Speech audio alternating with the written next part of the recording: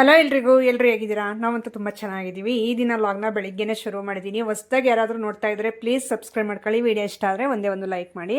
So ವಿಡಿಯೋನ skip ಮಾಡದೆ ಕೊನೆವರೆಗೂ ನೋಡಿ. ನಾನು ಇವತ್ತು ಸೋಯಾ ಚಂಕ್ಸ್ ದೊನ್ನೆ ಬಿರಿಯಾನಿ ಮಾಡ್ತಾಯಿದ್ದೀನಿ. ಸೊ ಅದು ಫಸ್ಟ್ ಟೈಮ್ ಮಾಡ್ತಾಯಿದ್ದೀನಿ. ಬಿರಿಯಾನಿ ನಾರ್ಮಲಾಗಿ ಮಾಡ್ತಾ ಇರ್ತೀನಿ, ಆದರೆ ಈ ಥರ ಸೋಯಾ ಚಂಕ್ಸ್ ಅದು ದೊಣ್ಣೆ ಬಿರಿಯಾನಿ ಮಾಡ್ತಾ ಇರೋದು ಫಸ್ಟ್ ಟೈಮು. ಸೊ ನಿಮಗೂ ಏನಾದರೂ ಇಷ್ಟ ಆದರೆ ರೆಸಿಪಿನ ಕ್ಲೀನಾಗಿ ಎಕ್ಸ್ಪ್ಲೇನ್ ಮಾಡ್ಕೊಂಡು ಶೇರ್ ಮಾಡಿದ್ದೀನಿ. ಇಷ್ಟ ಆದರೆ ನೀವೊಂದ್ಸರಿ ಟ್ರೈ ಮಾಡಿ ಹೇಗೆ ಬಂತು ಅಂತ ನನಗೂ ಹೇಳಿ, ನನಗೂ ಖುಷಿಯಾಗುತ್ತೆ.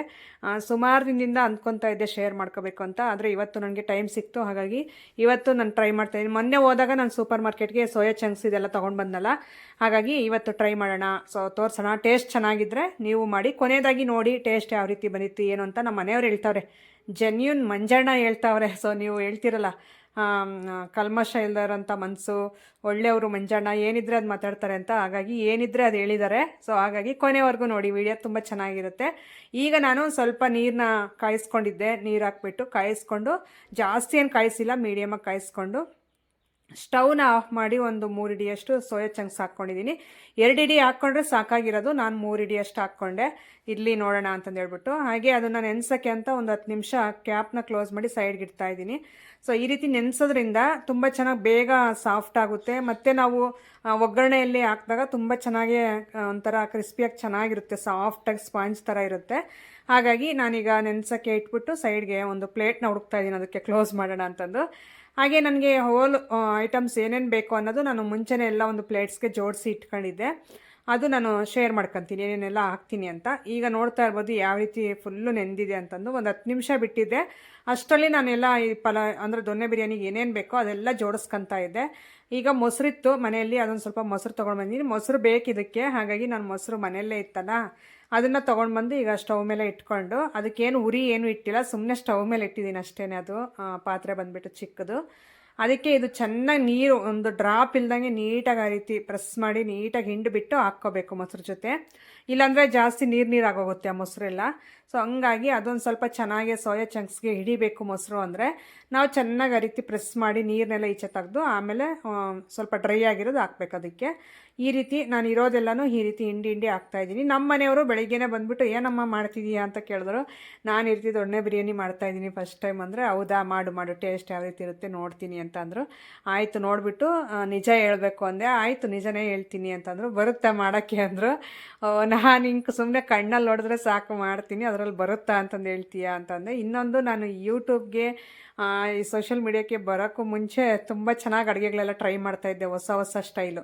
ಅಂದರೆ ಬರೀ ನಮ್ಮ ಸೈಡ್ ಮಾಡಿರೋ ಥರನೇ ಅಲ್ಲದೆ ಡಿಫ್ರೆಂಟಾಗಿ ಬೇರೆ ಸೈಡ್, ಈಗ ಆಂಧ್ರ ಸೈಡ್ ಯಾವ ರೀತಿ ಮಾಡ್ತಾರೆ, ಮತ್ತು ಮೈಸೂರು ಸೈಡ್ ಯಾವ ರೀತಿ ಮಾಡ್ತಾರೆ, ಈ ರೀತಿ ಬಳ್ಳಾರಿ ಸೈಡ್ ಯಾವ ರೀತಿ ಮಾಡ್ತಾರೆ, ಈ ರೀತಿ ಟ್ರೈ ಮಾಡ್ತಾಯಿದ್ದೆ ನಾನು. ಹೊಸ ಅಡುಗೆಗಳು ತುಂಬ ಚೆನ್ನಾಗಿ ಬರ್ತಾಯಿತ್ತು. ನಮ್ಮ ಮನೆಯವರು ತಿಂದ್ಬಿಟ್ಟು ಚೆನ್ನಾಗಿದೆ ಅಂತಂದು ಹೇಳ್ಬಿಟ್ಟು ನನಗೆ ಹೇಳ್ತಾಯಿದ್ರು. ಆದರೆ ನಾನು ಎಲ್ಲೂ ಯಾರ ಹತ್ರ ನಾನು ತುಂಬ ಚೆನ್ನಾಗಿ ಎಕ್ಸ್ಪರ್ಟು ಮಾಡೋದ್ರಲ್ಲಿ ಅಂತ ನಾನು ಎಲ್ಲೂ ಹೇಳ್ಕೊಳ್ಳಲ್ಲ.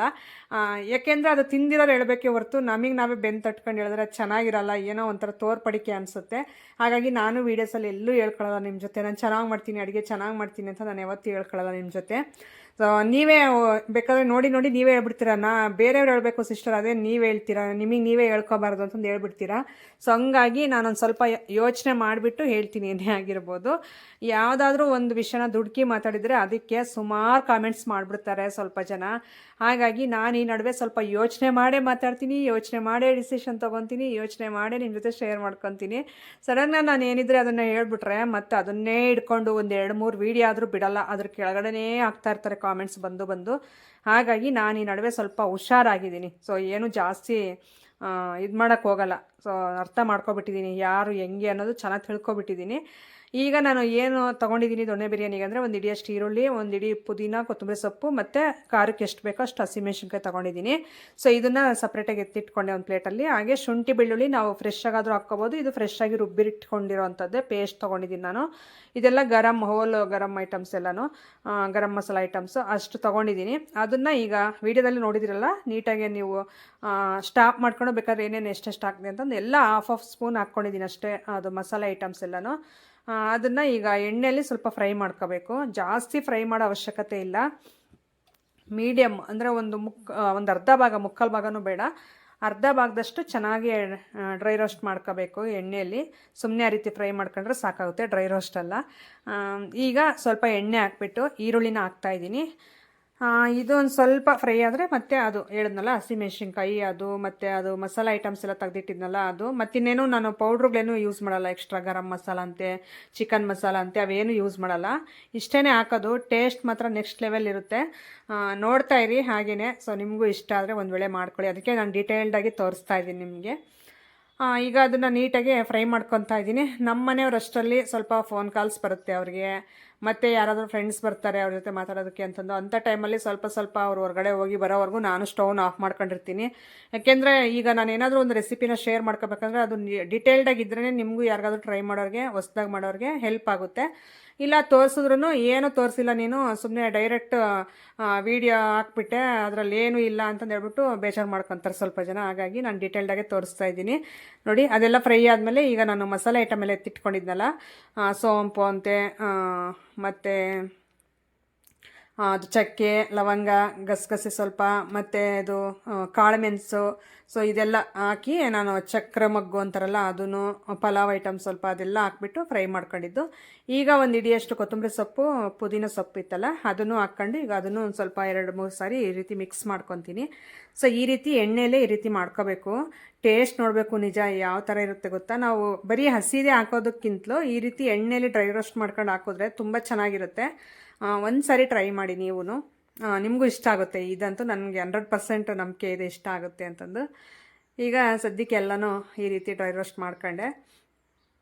ಈಗ ಇದನ್ನು ತಣ್ಣಗೆ ಹಾಕ್ಬಿಟ್ಟು ಮಿಕ್ಸಿ ಮಾಡ್ಕೊಂಡು ಬಂದೆ. ಅಷ್ಟರಲ್ಲಿ ಈಗ ಎಣ್ಣೆ ಹಾಕ್ಬಿಟ್ಟು ಒಗ್ಗರಣೆಗೆ ಅಂತಂದು ಸ್ವಲ್ಪ ನಾನು ಏನೇನು ಈಗ ಮಸಾಲೆಗೆ ರುಬ್ಕೊಳ್ಳೋಕ್ಕೆ ತಗೊಂಡಿದ್ನೋ, ಅಂದರೆ ಚಕ್ಕೆ, ಲವಂಗ ಅದೆಲ್ಲನೂ, ವಾಮ್ಕಾಳು ಅದೆಲ್ಲನೂ, ಸೊ ಅದೆಲ್ಲನೂ ತಗೊಂಡು ಈಗ ಒಗ್ಗರಣೆಗೆ ಹಾಕ್ಕೊಂಡು 2 ಪಲಾವ್ ಎಲೆ ಹಾಕ್ಕೊಂಡಿದ್ದೀನಿ. ಅದೆಲ್ಲ ಈರುಳ್ಳಿ ಹಾಕ್ಕೊಂಡಿದ್ದೀನಿ. ಇಷ್ಟು ಬಿಟ್ಟರೆ ಇನ್ನೇನಿಲ್ಲ ಒಗ್ಗರಣೆಗೆ.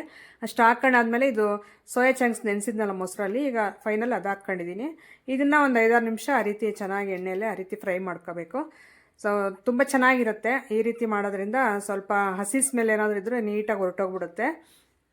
ನಾನು ಒಂದು ಕಡೆ ರುಬ್ಬಿಟ್ಕೊಂಡಿದ್ದೆ ಮಸಾಲೆ ಏನೇನೆಲ್ಲ ನಾನು ಪಾನ್ ಇಟ್ಕೊಂಡು ಎಲ್ಲ ಹುರ್ಕೊಂಡು ಎಣ್ಣೆಯಲ್ಲಿ, ಅದನ್ನೆಲ್ಲ ನಾನೊಂದು ಮಿಕ್ಸಿ ಜಾರ್ಗೆ ಹಾಕ್ಕೊಂಡು ಒಂದು 3/4 ಭಾಗದಷ್ಟು ಪೇಸ್ಟ್ ಮಾಡ್ಕೊಂಡಿದ್ದೀನಿ. ನೋಡ್ತಾ ಇರ್ಬೋದು ಆ ರೀತಿ ಮಾಡಿದ್ದೀನಿ. ಈಗ ಅದನ್ನು ಸೋಯಾ ಚಂಕ್ಸ್ ಹಾಕಿ ಆದಮೇಲೆ ಈ ಮಸಾಲೆನ ಹಾಕ್ತಾಯಿದ್ದೀನಿ. ಸೊ ಇದನ್ನು ಈಗ ಒಂದು 10 ನಿಮಿಷ ಚೆನ್ನಾಗಿ ಕುದಿಸ್ಕೋಬೇಕು. ಇನ್ನೊಂದು ಚೂರು ನೀರು ಮಿಕ್ಸ್ ಮಾಡ್ಕೊಂಡು ನಾನು ಅದು ಯಾವುದಕ್ಕೆ ಜಾರ್ಗೆ ಅದನ್ನೆಲ್ಲ ತೊಳೆದು ಹಾಕ್ಕೊಂಡೆ ನೀರು. ಯಾಕಂದರೆ ಅದರಲ್ಲಿ ಮಸಾಲೆ ಎಲ್ಲ ರುಬ್ಬಿರೋದು ಹಂಗೆ ಇರುತ್ತಲ್ಲ, ವೇಸ್ಟ್ ಆಗಿಬಿಡುತ್ತೆ ಅಂತಂದು ನೀಟಾಗಿ ಸ್ಪೂನಲ್ಲಿ ನೀಟಾಗಿಟ್ಟು ತೊಳೆದು ಆ ನೀರನ್ನ ಇದಕ್ಕೆ ಸ್ವಲ್ಪ ಮಿಕ್ಸ್ ಮಾಡ್ಕೊಂಡೆ ಆಮೇಲೆ. ಸೊ ಈ ರೀತಿ ನಾವು 3 ಜನ ಇರೋದ್ರಿಂದ ಮನೆಯಲ್ಲಿ ಒಂದು 2 ಗ್ಲಾಸ್ ಅಕ್ಕಿದಷ್ಟೇ ನಾನು ಮಾಡ್ತಾ ಇರೋದು. ಸೊ ಅದ್ರ ಮೇಲೆ ಕ್ವಾಂಟಿಟಿ ಜಾಸ್ತಿ ಮಾಡ್ಕೋಬೇಕಾಗುತ್ತೆ. ಜಾಸ್ತಿ ಜನ ಇದ್ದರೆ ಸ್ವಲ್ಪ ಎಲ್ಲ ಕ್ವಾಂಟಿಟಿನೂ ಜಾಸ್ತಿ ತೊಗೋಬೇಕಾಗುತ್ತೆ. ಈಗ ನಾನು 2 ಗ್ಲಾಸ್ ಅಕ್ಕಿನ ಚೆನ್ನಾಗಿ ನೆನೆಸಿ ತೊಳೆದು ತಗೊಂಡಿದ್ದೀನಿ ಈಗ ಅಕ್ಕಿನ. ನೀರು ಅದು ಸ್ವಲ್ಪ ಮಸಾಲೆ ನೀರೆಲ್ಲ ಹಾಕ್ಕೊಂಡು ಕುದಿಸ್ಕೊಂಡಲ್ಲ, ಈಗ ಸದ್ಯಕ್ಕೆ ಅದು ತೊಳೆದಿರೋ ಅಕ್ಕಿನ ಹಾಕ್ತಾಯಿದ್ದೀನಿ. ಈ ಅಕ್ಕಿನ ಒಂದು 2-3 ನಿಮಿಷ ಆದರೂ ನೀಟಾಗಿ ಆ ರೀತಿ ಮಿಕ್ಸ್ ಮಾಡ್ಕೋಬೇಕೀಗ ಆ ಮಸಾಲೆ ಜೊತೆ ಹಿಡಿಬೇಕು. ಮತ್ತು ಇನ್ನೊಂದು ಏನಂದರೆ ಉದುರುದ್ರಾಗುತ್ತೆ, ಮತ್ತು ಅನ್ನ ಅನ್ನೋದು ಕಟ್ಟಾಗಲ್ಲ, ಹಂಗೆ ಚೆನ್ನಾಗಿರುತ್ತೆ. ಈ ರೀತಿ ನೆನೆಸಿ ಹಾಕೋದ್ರಿಂದ ತುಂಬ ಸಾಫ್ಟಾಗೂ ಬರುತ್ತೆ ರೈಸ್ ಅನ್ನೋದು. ಸೊ ಹಂಗಾಗಿ ಈಗ ಅದು ಮಸಾಲೆ ಎಲ್ಲ ಚೆನ್ನಾಗಿ ಹಿಡೀಲಿ ಅಂತಂದು ಅಕ್ಕಿನೇ ಆ ರೀತಿ ನೀಟಾಗಿ ಮಿಕ್ಸ್ ಮಾಡ್ತಾಯಿದ್ದೀನಿ. ಈಗ ನಾವು ಎಷ್ಟು ಅಕ್ಕಿ ಹಾಕಿರ್ತೀವೋ ಅದಕ್ಕೆ ಡಬಲ್ ತೊಗೋಬೇಕು ನೀರು. ಸೊ ನಾನು ಮಸಾಲೆ ರುಬ್ಕೊಳ್ಳೋಕ್ಕೆಲ್ಲ ಹಾಕ್ಕೊಂಡಿದ್ದೆನಲ್ಲ, ನಾನು ನೋಡಿ ತೊಗೊಂಡೆ. ಸ್ವಲ್ಪ ಒಂದು 1/2 ಗ್ಲಾಸ್ ಕಡಿಮೆ ತೊಗೊಂಡೆ ನಾನು, ಯಾಕಂದರೆ ಅಕ್ಕಿನೂ ನೆನೆಸಿದ್ದೆ. ಅಷ್ಟೊಂದು ನೀರು ಅವಶ್ಯಕತೆ ಇರಲ್ಲ, ಯಾಕಂದರೆ ಮಸಾಲೆ ರುಬ್ಬಬೇಕಾದ್ರೂ ಹಾಕ್ಕೊಂಡಿದ್ದೆ ನಾನು, ಮೊಸರಿಗೆ ಮಿಕ್ಸ್ ಮಾಡಬೇಕಾದ್ರೂ ಹಾಕ್ಕೊಂಡಿದ್ದೆ.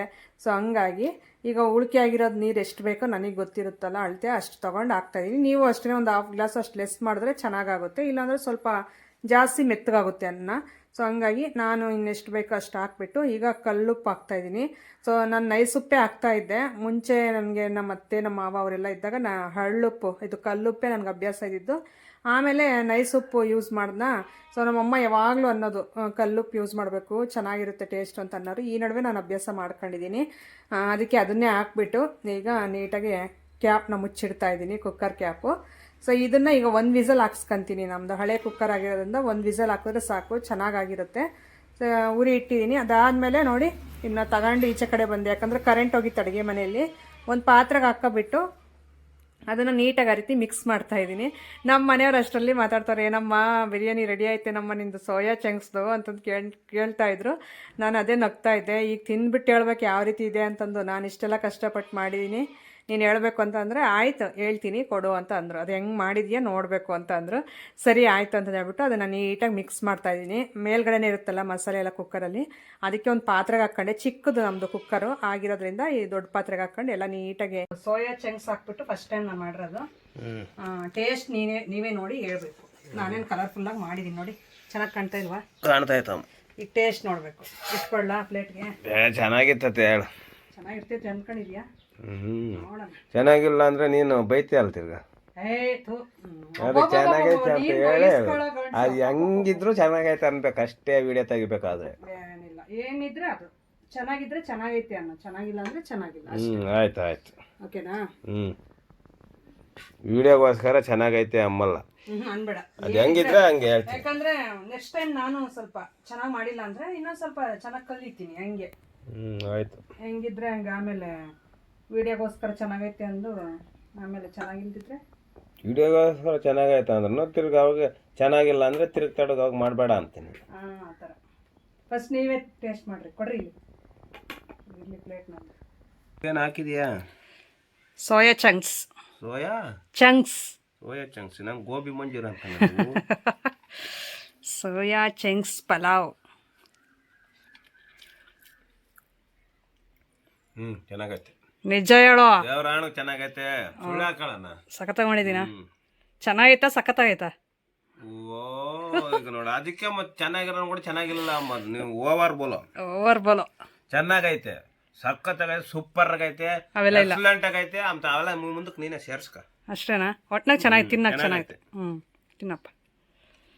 ಖುಷಿ ಆಯ್ತು. ನಾನು ಬೆಳಿಗ್ಗೆ ಮೊಸರು ಬಜ್ಜಿ ಮಾಡಿಲ್ಲ. ಮೊಸರು ಬಜ್ಜಿ ಇರ್ಬೇಕು ಪಲಾವ್ನಾಕ. ಆಯಿತು, ಮಧ್ಯಾಹ್ನ ಮಾಡ್ತೀನಿ. ಇವಾಗ ತಿನ್ನು. ಯಾಕಂದರೆ ನಾನು ಮೊಸರೇನು ತೆಗ್ದಿಡ್ಲಿಲ್ಲ ಮತ್ತು ತರಿಸ್ಲಿಲ್ಲ, ಅದಕ್ಕೆ ನೆಕ್ಸ್ಟ್ ಟೈಮ್ ಮಾಡಿದಾಗ ಪಕ್ಕ ಮೊಸರು ಬಜ್ಜಿ ಮಾಡಿ, ಇಲ್ಲಾಂದರೆ ಮಧ್ಯಾಹ್ನಕ್ಕೆ ಮಾಡಿಕೊಡ್ತೀನಿ. ಮಧ್ಯಾಹ್ನ ಕೆಲ್ಸಕ್ಕೆ ಹೋಗ್ತೀವಿ. ಇವಾಗ ಬಿಸಿ ಬಿಸಿ ತಿಂದುಬಿಡು. ನೀನು ತಿನ್ನು. ಹ್ಞೂ